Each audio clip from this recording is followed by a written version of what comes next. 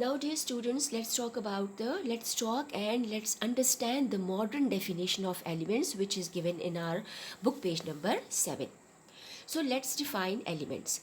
Elements are pure substances made up of same type of atoms having same atomic number, which cannot be broken down or decomposed into other simpler substances by any ordinary physical or chemical process.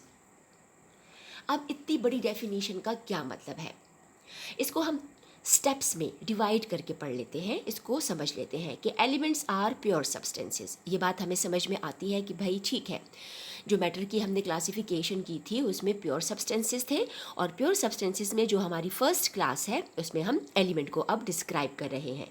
तो elements are pure substances, ठीक है, made up of same type of atom, यानी elements pure substances हैं जो एक ही तरह के atom से आपस में मिलकर बने हैं। हैविंग सेम एटॉमिक नंबर, जब एटम सेम है, एक जैसे हैं, तो उनके एटॉमिक नंबर भी एक ही जैसे होंगे। मगर इन एटम को, ये जो एटम्स की बात हो रही है, which can not be broken down और decompose into other simpler substances, और ये जो हम एटम की बात कर रहे हैं, सेम टाइप ऑफ एटम की, इन एटम को किसी भी ऑर्डिनरी फिजिकल मेथड से या केमिकल प्रोसेस से हम मज़ीद सिंपलर सब्सटेंसेस में डिवाइड नहीं कर सकते, या उसको हम डिकम्पोज नहीं कर सकते। तो मॉडर्न डेफिनेशन हमें बताती है कि एलिमेंट्स आर प्योर सब्सटेंसेस होते हैं।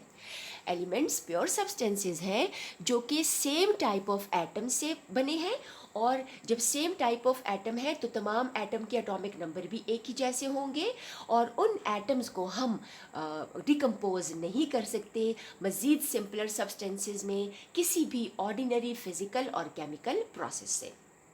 Dear students, I quoted the example of gold. Gold का जो सिंबल है AU है, इसका जो असल नाम है इसको लिया गया है दूसरी ग्रीक वर्ड से या फिर लेटिन वर्ड से, जिसको हम ऑरम कहते हैं।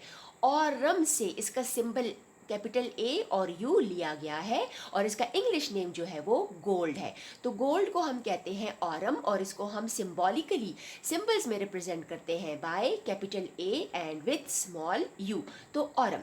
अब इसका क्या मतलब है, जो ऊपर डेफिनेशन गिवन है उसको हम इससे अंडरस्टैंड करते हैं कि हमारे पास अगर गोल्ड सब्सटेंस है, और गोल्ड क्या है, गोल्ड हमारे पास एलिमेंट है, तो इस गोल्ड एलिमेंट में सारे जो एटम होंगे वो सारे बिल्कुल एक जैसे होंगे, और वो सारे एटम किसके होंगे, वो गोल्ड के होंगे।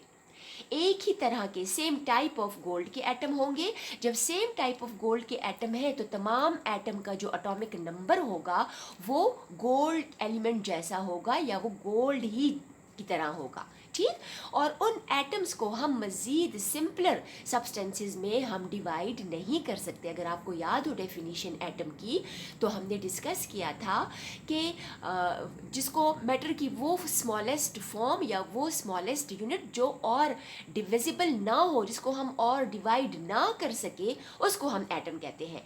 तो जब हम एटम को डिवाइड नहीं कर सकते, तो यहाँ से इस डेफिनेशन से ये बात प्रूव हो जाती है कि एलिमेंट में क्या चीज़ मौजूद है, एलिमेंट में एटम्स मौजूद हैं, और उन एटम्स को हम मज़ीद सिंपलर फॉर्म में किसी भी तरीके से, चाहे वो फिज़िकल प्रोसेस है या केमिकल प्रोसेस है, उससे हम उसको डिवाइड नहीं कर सकते, मज़ीद सिंपलर सब्सटेंसेस में उसको हम डिवाइड नहीं कर सकते।